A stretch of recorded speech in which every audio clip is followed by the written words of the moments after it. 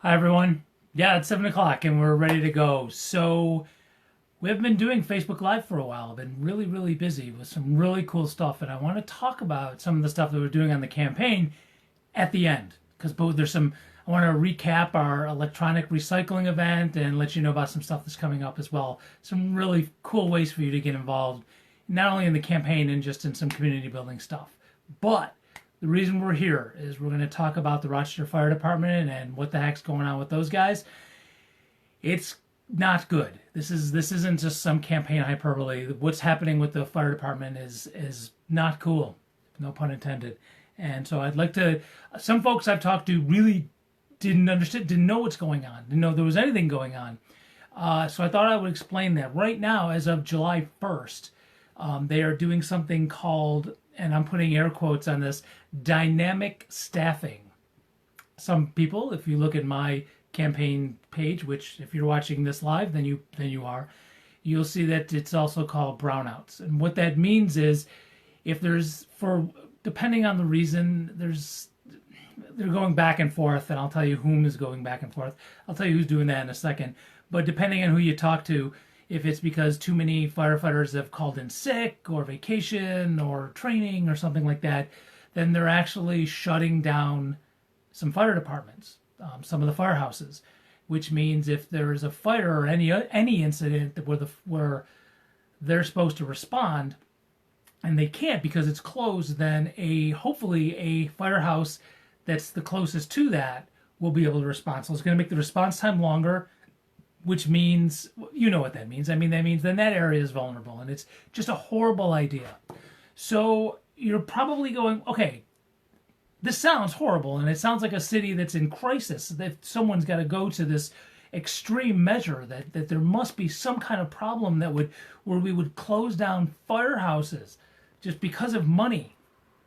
And it's a bunch of baloney, the money part. The mayor says it's because they need to save 290 something thousand dollars. And if you've been watching these Facebook Live videos or reading a lot of the posts I put on the page, or if you've been over to dayforchange.org and looked at the issues page, you know we have the money. It's ridiculous and insulting to say that we don't have the money to pay for overtime for firefighters to keep them appropriately, keep all the firehouses appropriately going. And we've talked about this before, but I'll tell you what, since the last video I've done, I kind of asked a few people who would know just exactly how much money have we given to corporations and corporate welfare.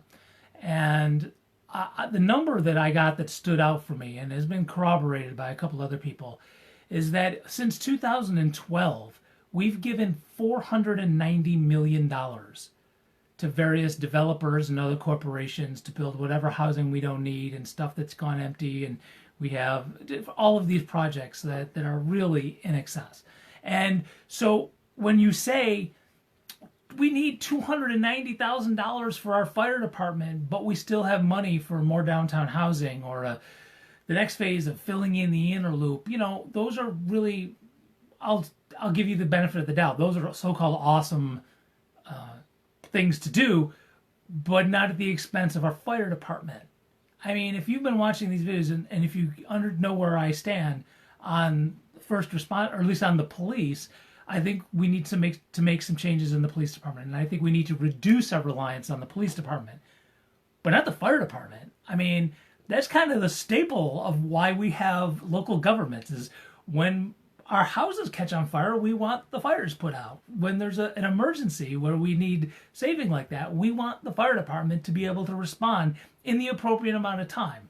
And playing around with the budget and semantics and all that stuff is just a horrible thing to do. I can't believe that.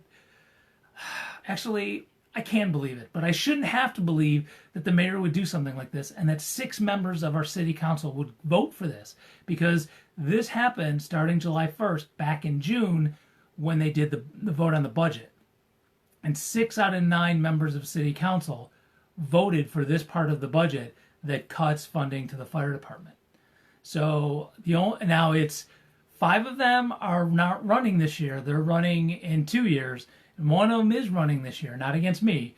But we need to remember this when this coming November and then 2 years from now when it's time to vote. And, when I win this election and I got to go sit with some of these folks, that's fine. I'll relatively play nice with them. But if they think, I don't want them to forget that I said they voted incorrectly for cutting our fire department over $290,000 when we give away millions to rich people all the time and don't bat an eye.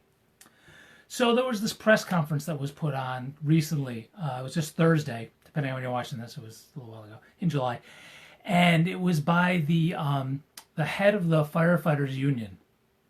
And you've probably seen the clip. It was about a minute long. It was all over social media. The mayor just showed up and kind of busted her way into this press conference.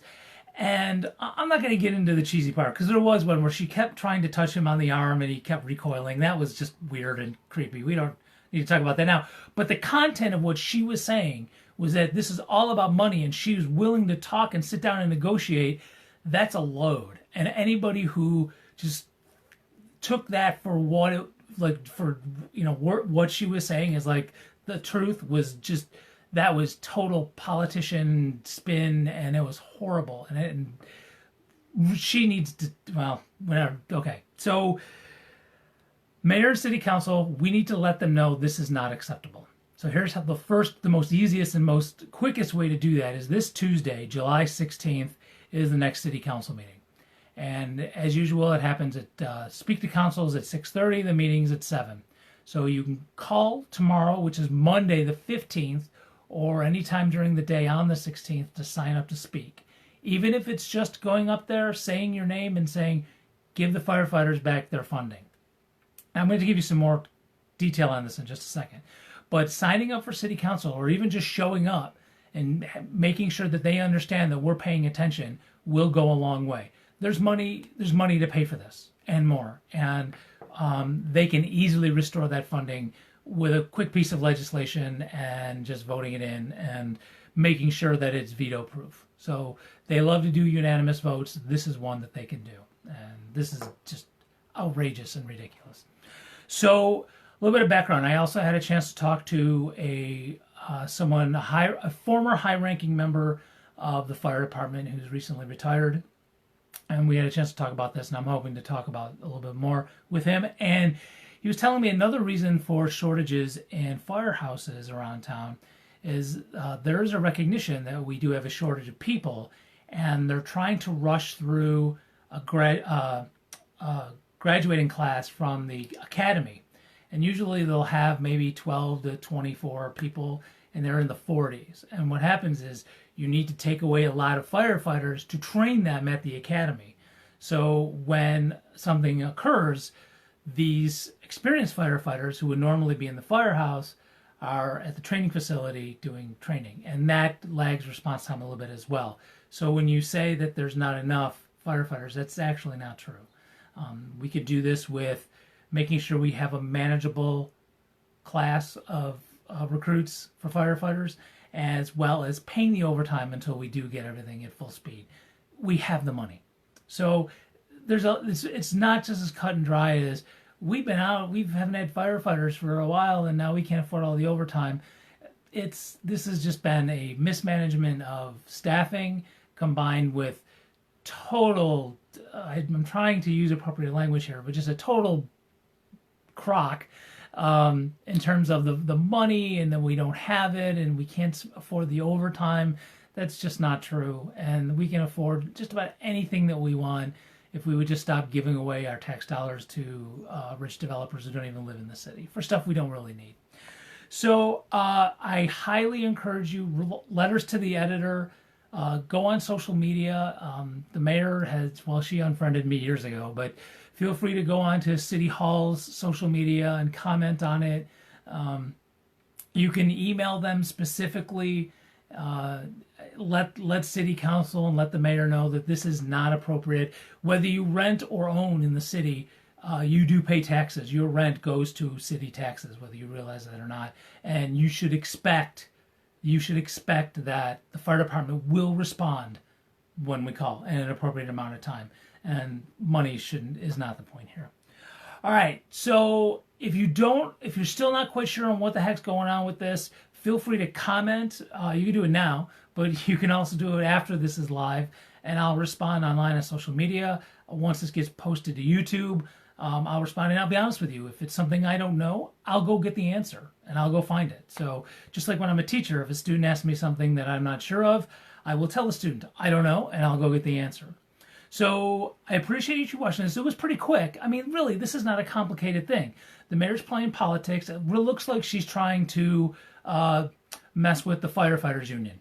This looks like it's a labor management kind of thing, and she's risking people's lives. I mean, this is not funny. She's really risking people's lives. Okay, so I want to tell you about some other stuff with the campaign that's coming up. First of all, I got to tell you, the electronic recycling event we had on June 30th, one of the reasons that we weren't on last weekend, well, 2 weekends ago, was for the electronic recycling event. And then the weekend after that, I was still cleaning it up, me and some volunteers. It was so successful. We had over 400 cars come with just filled cars. I say vehicles because there were pickup trucks and vans and people. There was somebody who like gathered stuff from families all in their neighborhood, and there was thousands of pieces of electronics and wires and just little parts, and it was just unbelievable. And we totally crushed Green Innovation's parking lot. They were amazing. They were so patient and thoughtful. Nobody expected to be this big. I mean, some people were kind of laughing at me and said it was going to be big, but really no one was expecting this much. And we already have people saying, hey, you're going to do it again? We'll see, okay? But in the meantime, if you have something, this isn't an ad or anything. I'm telling you who took most of our stuff was Maven Technologies on Lyle Avenue. And they were awesome too. I want to just give them a shout out because they were so patient and understanding and cooperative with what we were doing, because they didn't know when they agreed to help us how much was going to be coming, and they were amazing as well. So the next event we have coming up is going to be Saturday, July 27th. And if you haven't seen the Facebook event or the page, I think it's right on the front page of the website at dayforchange.org, we're doing a clothing swap. And I'll explain what that is if you've never heard of one. Just a second. It's going to be at the Freedom School. And that's an awesome place. It's on North Goodman, 630 North Goodman. It's right near Goodman and Garson in the public market area. There's a sign out in front. You can't actually see the building from Goodman, but there's a sign right out front that says the Freedom School. And you just go around to their parking lot. And it's going to be cool. I've already started collecting clothes people don't want anymore. If you have stuff that's too big or too small, or you just wouldn't be seen dead in it, which is like most of my wardrobe, then feel free to donate it. And I'll come get it, or you can drop it off at my house, or we'll work something out, or because it's a swap, you can come the day of on the 27th. And let me get the time. It's going to be from 10 a.m. to 2 p.m. And you can just bring some clothes with you. And if you like, drop those off. If you like what you see, go ahead and take what you like. This is all going to be free. We're just trying to make sure that clothes don't end up in a landfill. And again, it's helping out our community while dealing with the environment and climate change and all that jazz. So, and also hopefully helping with some aspects of poverty as well.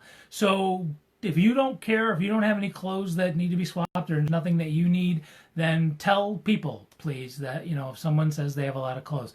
And there's flyers going around as I'm going door to door, and I'm starting to put them up in laundromats and other places I could find in the district. Look, because of how huge the recycling event was, we're going to limit this to city residents only, not just the East District. We'll go all around the city, but really, if you're watching this from the suburbs, there's a million places you can donate clothes to. We'd rather just, let's just keep this just amongst us in the city, because I don't know if I can get buried under a pile of clothes like I did computers and old TVs. We're also going to take shoes, and we're going to take any kind of textile, sheets, stuff like that. Stuff that's torn is totally cool, because I actually found a couple places that will take ripped and unusable things like clothes and sheets and shoes and boots and stuff like that, and will tear them apart to recycle the textiles.